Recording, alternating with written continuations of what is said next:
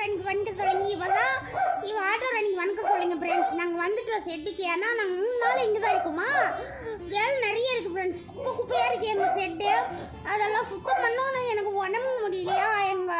எங்கள் ஆட்டோ ராணி எனக்கு ஹெல்ப் பண்ணுறாளாமா. என்னை பெற்றது நீ யாருன்னு கேட்குறா. ஆமான்னு சொல்கிறேன். என்னை பெற்றது நாய்க்குட்டியாமா. இந்த நாய்க்குட்டி தான் என்னை பெற்றாலாமா. பெற்றது இந்த நாய்க்குட்டி தான் சொல்கிறேன் ஃப்ரெண்ட்ஸ் பாருங்க. அதனால அம்மா சொல்லி நான் ஆட்டோ ராணி சொல்லிட்டேன். அம்மா நான் உன்னை பார்த்துக்கிறேம்மா, நீ மெதுவாக வேலை செய்யுமான்னு சொல்லிட்டா ஆட்டோ ராணி. காலையில் வணக்கம் சொல்லிடுங்க, சனிக்கிழமை வணக்கம் சொல்லிடுங்க. வணக்கம் சொல்லிட்டு எங்கள் ஆட்டோ ராணி வந்து இப்போ சாப்பிடுவா. அப்புறம் நாங்கள் சாக்கில் காயப்போம். நிறைய வேலை இருக்குது ஃப்ரெண்ட்ஸ் இன்னைக்கு சடோன்னு.